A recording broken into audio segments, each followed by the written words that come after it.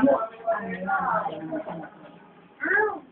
Kaya simula ngayon, mahalin ng magulang, pagkatya ng utos ng Diyos. Ibigin, mahalin ang magulang.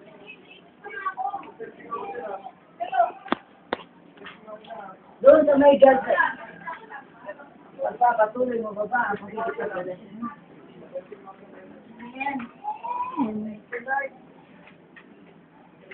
Sasabihin ko, ang sino man na iiwan sa karelasyon dahil sa Diyos, ibigay ng Diyos sa iyo ang pinakamainam na babae na mamahalin mo. Dahil kapag ang Diyos ang nagbigay, ikaliligaya mo kahit wala ka ng hininga, na naisin mo pang bumalik ang iyong hininga. Kaya maraming tao nagpapatiwakan, dahil wala na silang makitang bigay. Pero ang tao nagmamahal sa Diyos, kahit mamamatay na niya, sasabihin niya, extension pa. Extension pa sapagkat punong-puno ka ng Panginoon.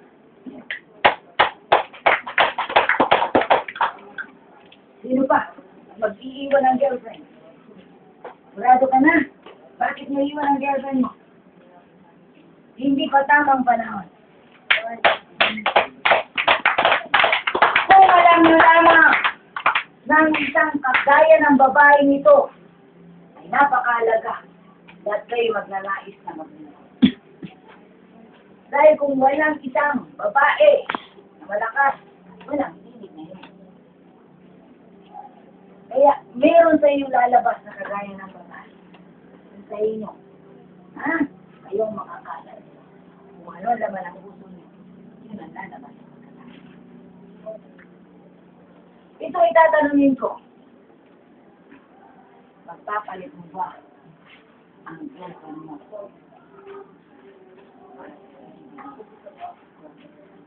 Lord,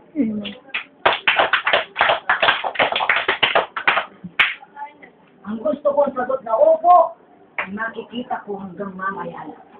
Ano ba gusto ko?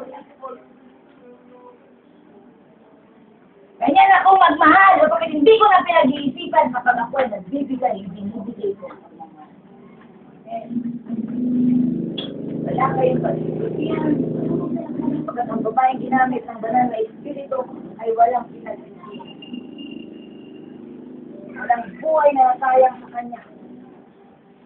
Kaya makikita niyo ngayon. Kulang na lamang ay lumabas ang mukha ng Diyos sa mukha niya. At may ilig na kayo na.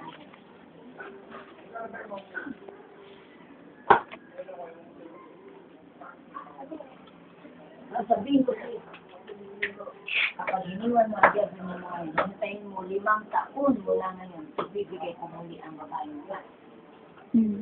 5 taon mula ngayon, napaka-ipon mo na mo.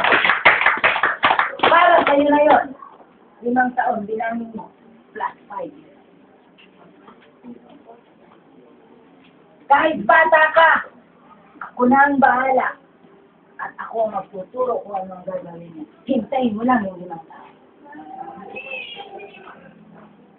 Kapag ang Diyos na nangako, wala ka na dapat ipag-alala. Panatag ka na sapagkat Diyos na ang nagsabi sa iyo. At Diyos ang kakampi niyo. Walang pwedeng.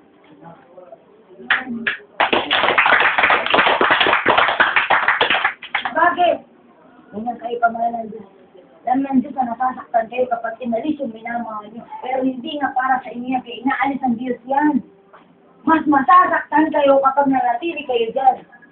At masasaktan din ng Diyos kapag nakita kayo. Amen. Kaya ang Diyos ang tagapag-ayos ng buhay. Kaya nagkaroon ng tinig para inyong marinig. Kanina wala kayong alam. Ngayon may alam na ba kayo? Meron na at natuwa kayo. Hindi ba? At ang gusto ng Diyos ay magkaroon kayo ng kaalaman. Kaya kayo nakapaglalinlangan sa kanan. Kaya kayo naluloko ni sa sarang dahil wala kayong alam. Ayun, may alam na kayo. Hindi nyo may nalaman. Okay. Wow, ako. Tamang babaeng maganda para sa akin. At hindi ako para sa maging. Ako'y para sa isang babaeng bibigay ng Diyos para sa tamang panahon. Kaya doon sa mga nandun na sa relasyon, na hindi na makuwala. Kinig, kaya mo yan.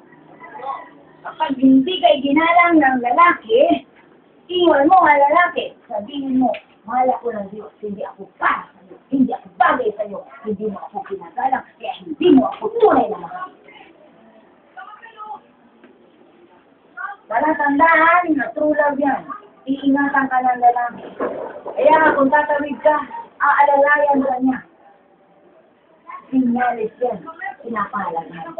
Ang lalaki kapag tatawid, nandoon sa side ng may sasakyan. Para kung mabunggo sila, siya ang unang mabubunggo. Amen? Amen. Kaya kung ikaw lalaki, wala kang alam na ganyan, huwag ka munang pumasok sa larangan ng pag-ibig. At wala kang alam.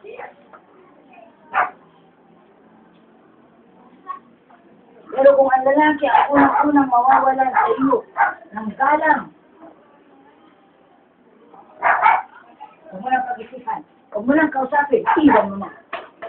Baka malinaw ka pa kapag kinausap mo. Baka daanin ka pa sa magagandang salita. Ulitin ko para sa mga kababaihan, ang lalaking tunay na nagmamahal ay nagpapahalaga. Ang isang taong nagmamahal ay nagbibigay halaga sa kanyang minamahal. Halaga. Pagkala may kasama, respeto.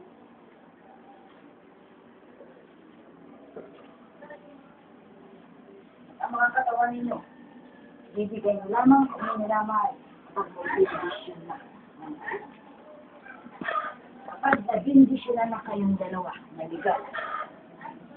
Sa kanilang ibibigay ang inyong mga katawan. Kahit mahal na mahal mo yan, magpigil ka, hintayin mo ang panahon na sasabihin ng Diyos. Na pwede na. Pero hanggat wala pa sinabi ng Diyos, magpigil ka.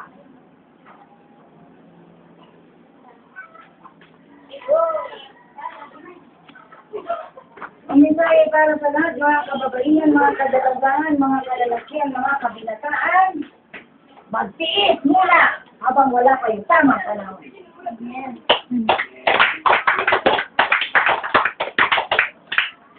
Dahil ang Diyos mo na nagtitiis. At ang Diyos ay gumagawang kasama kayo. Ang Diyos ay gumagawa para sa inyo. Roma 8:20. Pagkat alam niya sa lahat ng bagay ang Diyos ay gumagawang kasama ang mga nagmamahal sa Kanya. Mahal niyo ba ang Diyos? Kaya ang Diyos ay gumagawang kasama kayo kung mahal na nga ang Diyos. Pero kung hindi mo mahal ang Diyos, sa bibig lang, paano mo masasabing mahal mo ang Diyos kung hindi mo sinusunod ang sinasabi niya? Ang pagmamahal ay may pagsunod na sinasabi na mabuti.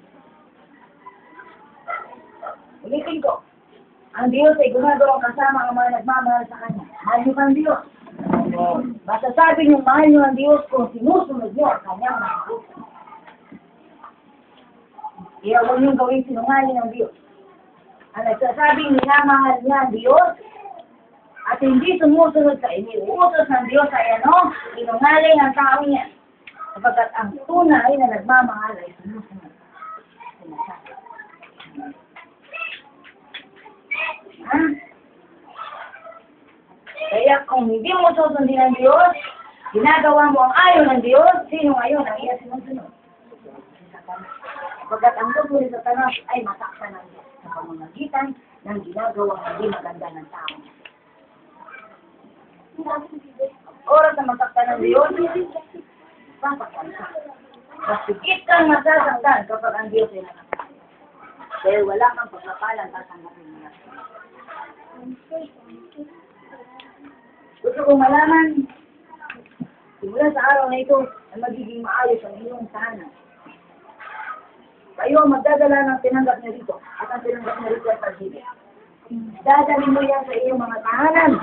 Kayo ang magbibigay sa inyong tahanan sa loob na sa lahat ng miyembro ng sarili. Pag-ibig. Kaya may paggalang dahil ang tunay ng pag-ibig ay paggalang. Ulitin ko. Iwan ang sino man na hindi kayo ginagalang. But, kung nasa loob ng pamilya, yan ay magulang at kapatid mo. Kung hindi ka man ginagalang, pagkita mo, dala mo ang paggalang. Ikaw ang liwanag. Pero kung yan ay iyong minamahal, karelasyon, nasamantala ang iyong kahinaan, kinuha ang bagay na hindi dapat naman puhin ka agad. Dahil hindi pa binibigyan ng Diyos ng boses. Sabihin ko sa iyo kung sino ka man, hindi yan ang taong para.